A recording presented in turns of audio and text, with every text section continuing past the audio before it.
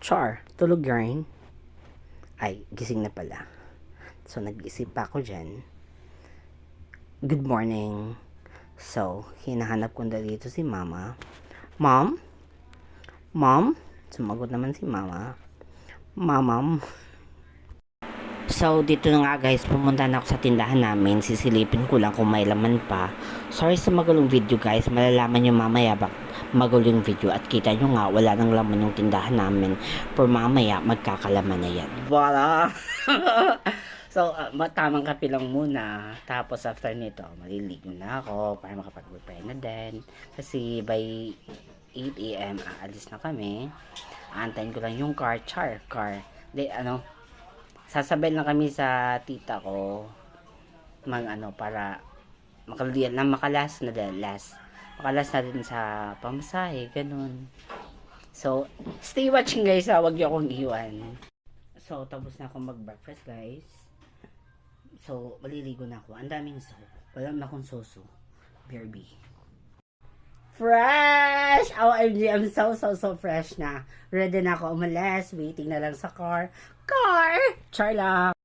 So, dito nga guys, sumabas na ako kasi sa labas ko lang aantayin si na Mama at Jane.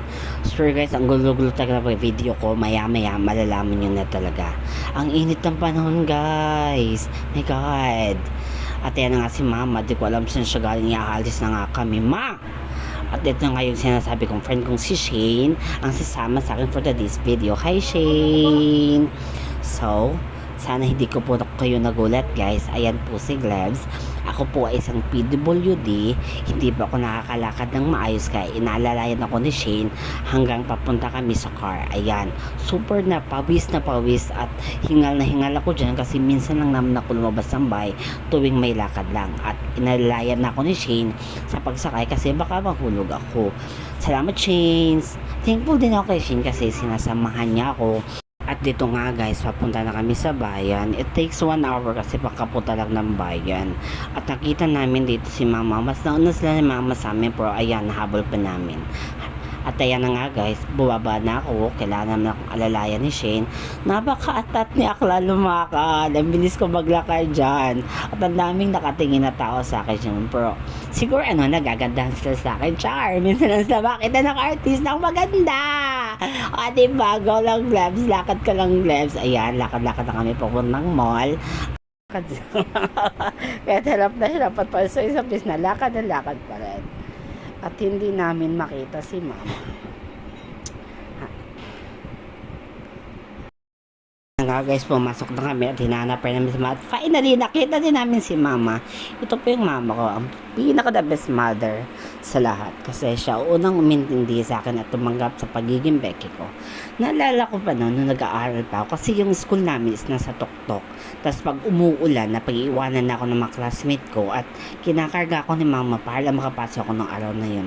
Sige, go lang ma, kunin mo lahat ng gusto mo at babayaran natin. At lumabas na nga mula na kami dito kasi nga kulang yung pambayad namin kaya nag-withdraw muna si Akla, alalay ulit ni Shane. Napakabait ni Shane, shesh! Ang ganda pa. So, pumasok lang kami dito sa ATM. Ayan, nilabas na yung card ko. Maya, baka naman! At waiting na lang sa pera namin. Konti lang naman yung i-withdraw ko, guys. At least, konting punan lang para sa tindahan ganun. Tapos, paikot-ikutin lang. Tulad ng malalakit na paikot-ikot na ako. Char! Ayan, ang laki na itiyak na nakapag-withdraw na. Tapos, pinalikan namin si Mama sa mat. Hindi pa pala siya tapos. Ma, tama na! Stop it! Kukulangin tayo! At naka 4 cards kaming lahat at ipinila na namin. At dito nga guys, inaantay na namin yung cashier at inaayos ni Shane yung mga pinamili namin. At nakikialam si Akla dito. Akala mo naman alam niya yung ginagawa niya. Tignan nyo ka guys, hindi nga makahawak na maayos. My God! Sige lang Labs, ikaw ang bida. Medyo mo to, kaya magbida-bida ka. At ito nga guys, tuloy pa yung pagiging bida-bida ko kahit nabibigitan na ako sa ketchup. Ang dami pa, shit! Kaya kakat na namin dito. So, binibigyan ni Shane yung pera at umabot po ng 34,144 yung binabayaran namin, sheesh! At ayan po lahat ng carton guys. At yung iba hindi pa napak. Umabot po ng 13 cartons lahat yan at lumabas na rin po kami at ilalagay na namin sa van. At yan na nga guys, gabi na kami nakauwi ni Shing kasi nga may nilakad pa kami. At pag uwi namin, nag-aayos na pala si mama. At gusto ko sana tulungan dito si mama kasi sabi niya, siya na lang daw. At inumaga na raw si mama mag-ayos dito sa tindahan guys. Sheesh! Ang sarap tignan ng tindahan namin, ang lusod-lusod.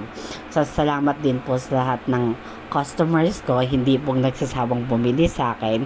Kung wala kayo, baka wala din to. Sheesh! Naiiyak ako seeing my little tindahan. And thank you for watching guys.